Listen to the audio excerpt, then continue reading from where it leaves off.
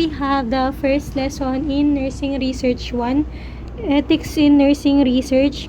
So, dito nakalagay, do not give up, the beginning is always the hardest. And here we have ethics. Yung ethics, yun yung norms for conduct na magdi-distinguish kung acceptable ba or unacceptable yung behavior mo. So, for example, sa ibang bansa, hindi sila nagkakamay. Dito sa atin, nagkakamay tayo. Therefore, doon sa kanila, hindi acceptable yung ganyang behavior. So, saan nga ba tayo natututo ng ethical norms? So, sa bahay, sa school, sa church, sa social settings. So, lalo na sa bahay. For example, ganito ka pinalaki ng parents mo. So, sa household nyo, okay lang yun. Pero nung pumunta ka sa household ng iba, hindi yan okay. So, bakit nga ba natin kailangan pag-aralan yung research ethics? So, yung unang-una is yung norms. Nagpro-promote siya ng aims ng research katulad ng knowledge, ng truth, and ng avoidance of error. So, dito, nagpro-promote din tayo ng values na essentials para sa collaborative work, lalong-lalo na sa mga nag-groupings like us. Merong nabubuo yung mga ganitong traits katulad ng trust, accountability, kapag sinabi mo gagawin ko yung part na to, gagawin mo. Mutual respect and fairness. Help to ensure that researchers can be held accountable to the public. So, syempre dapat yung research mo, kapag na-publish na yan, hindi nakakahiya i-presenta sa iba na walang butas yung research mo, hindi ka nag-plagiarize. So, help to build public support for research, promote a variety of other important moral and social values. Strict adherence sa mga ethical principles ay nagli-lead sa more attention sa details. So kapag like mabusisi mo ginawa yung research mo, mas konti yung nalalabag niyang mga bagay-bagay or mas perfect na siya, ganun. So yung ethical issues, nagka-come up talaga yan sa lahat ng stage ng research work. So, ano-ano nga ba yung mga stages na yun? So, we have working stage, writing stage, publication, or presentation stage. So, sa ethical principles in research, una-una sa lahat is yung beneficence, which is dapat ma-observe at the maximum. Kapag sinabing beneficence, do no harm. So, since dapat nga siya ma-observe maximum, above all, do not harm. So, yung freedom from harm naman, dapat meron kang freedom from harm, physical man yan or psychological, tinatawag yung non-maleficence. And yung freedom from exploitation naman, syempre dapat meron kayong trust na minamaintain sa patient and you as a nurse. Kasi doon nagbe-base yung relationship nyo. And merong mga subject, yung mga subject dapat hindi sila matakot sa mga negative consequences or result ng hindi sila nag-participate sa'yo or nag-participate sila sa'yo. Hindi mo sila pwedeng sabihin na, sige, kapag hindi ka sumali, babagsak ka. Ganon. Hindi yun pwede. And then, so, dito sa beneficence, meron tayong non-maleficence, which is the duty not to inflict harm. Beneficence naman, which is the duty to promote good. So, as a researcher, responsibility mo na i-minimize yung risk and syempre, ma-maximize yung benefits para sa respondents mo. So, we have the principle for respect of human dignity. So, yung unang-una natin is yung right to self-determination. So, kapag sinabing right to self-determination, dito magde-decide pag nag-decide ka kung magpa-participate ka man or hindi ka magpa-participate, dapat walang consequences yun. Dapat walang penalty. Hindi yung kapag hindi ka nag-participate, di na tayo bote. Ganun. So, subjects always may refuse to participate and mag-decline ng ibigay yung information nila. Karapatan nila yun. Pwede din sila mag-withdraw or hindi na sumali anytime and pwede din sila magtanong ng questions anytime. So, doon nagkakaroon tayo ng freedom from coercion or threats of penalty for failing take part sa study natin. Bawal din tayo magbigay ng excessive rewards for participation. For example, hindi pa nagsastart yung study, nagbigay na tayo ng grocery, ganyan. which is hindi naman relative sa research natin. Or like, dapat kapag magbibigay ka ng something relative sa research nyo, tapos dapat after na ng research para yun ay gratitude at hindi suhol. So, right to full disclosure naman, ito dapat na-explain mo ng maayos sa subject mo yung research nyo. So, doon kapag na-explain mo ng maayos, explain mo din yung right nila mag-refuse, yung i-discuss mo yung mga risks, yung mga benefits for participation, and so dito kasi nagko-cause din ng problems yung biases. Like, hindi mo sasabihin yung ganito kasi ganyan. Basta, for example, hindi ko sasabihin na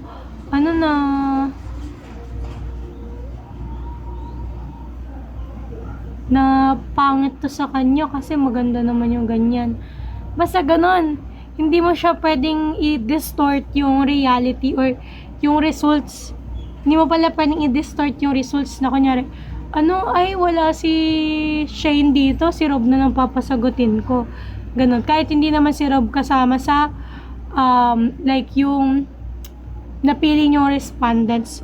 So, yun, dapat yung subject, alam niya yung purpose ng respondent niya, and pwedeng magkaroon siya ng changes in behavior kung ayaw niya talaga.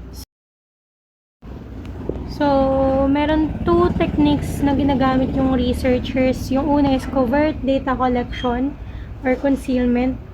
Dito, data is collected without the subject's knowledge. For example, when it is about grades.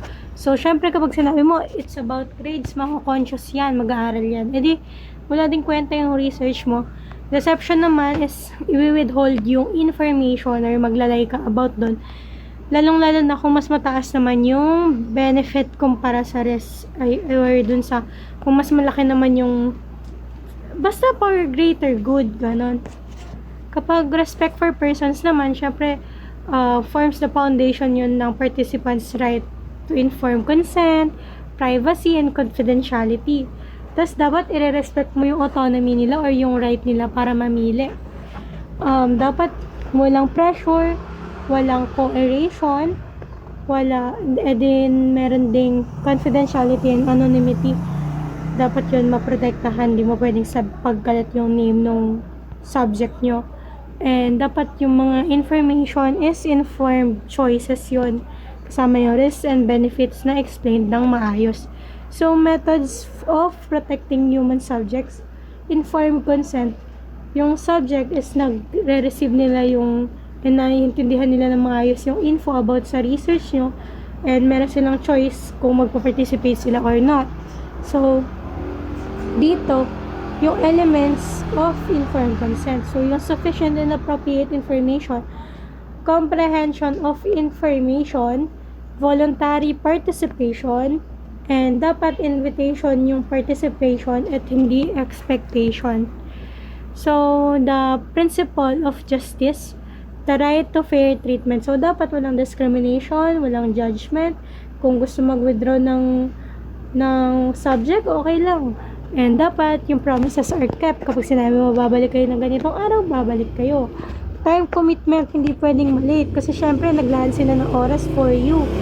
Access to researcher kapag magtatanong ng questions. Debriefing, na-explain ng maayos. If necessary, i-resolve yung mga issues or give info and respect for courtesy. So, dito naman, the principle of justice, the right to privacy. So, dito, dapat, ang priority nyo is privacy. Dapat hindi sinishare yung info ng walang permission. Anonymity. Dapat hindi nyo malilink yung data into the subject ng sobrang dali na para bang nakalagay dun sa paper niya na pangalan niya talaga yun, ganyan. Then, confidentiality, bawal i-share yung information or bawal mo i-publicize. Lalong-lalo na kung hindi naman connected sa research project. So, aids to confidentiality, gagamitin mo, kukunin mo lang yung mga identifying info na necessary. So, katulad ng ID number, ilalak mo yun, ilalak mo yung file. I-destroy mo yun asap yung may mga names. Dapat mapapalitan mo yun na, for example, number or letters. Ganyan. Dapat lahat ng kasali sa project na yun nag-pledge for confidentiality.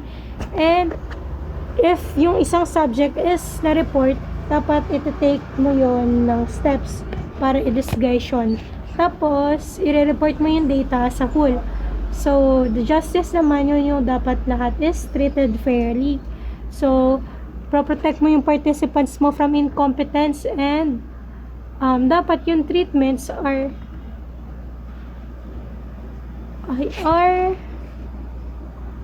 expectations of justice principle. So, bakit kailangan hindi incompetent? Siyempre, parang papayag ka ba na tratuhin ka lang ng pinagpa-practicean ka lang, ganyan. Totoo naman na pinagpa-practicean lang, pero parang dapat hindi ka parang animal subject na tuturok-turukan. Bawal na nga yun sa mga animal sa tao pa kaya. So, random selection of participants para walang bias, walang unfairness. Ito yun naman yung mga example ng ethical dilemma. So, yung syphilis and research, syempre wala namang magtataas ng kamay dyan, kung magtatanong ka kung sino may syphilis dito, diba? And rules to protect participants, protect confidentiality, do not pressure on participants, make participation free from harm and discomfort, identify sponsors, which is sa mga big lang na researchers, disclose the basis on which participants have been selected, avoid the hidden codes on questionnaires, honor promise to provide report, honor based on participation, on informed consent, debrief participants, distinguish not rules for socially responsible nursing research, distinguish between science and advocacy. Do not search in data and support your views. Be aware of potential sources of bias. Represent the literature fairly. Always seek to do the best research possible. Acknowledge your sources. Seek advice on ethical issues. And ito daw yung 3 simple rules in life. Siyempre, kung hindi ka mag-go sa kung ano gusto mo, never mo makukuha yun. Pangalawa, if hindi ka mag-ask na question, laging sagot is no. And pangatlo is kung hindi ka mag-step forward, magsastay ka sa kung nasan ka ngayon. So, ito yung some ethical principles. So, honesty, objectivity, integrity, carefulness, openness, respect for intellectual property, pumapasok doon yung plagiarism, informed consent rules, confidentiality, responsible publication, respect for colleagues, non-discrimination, competence, legality, animal care, and human subject protection.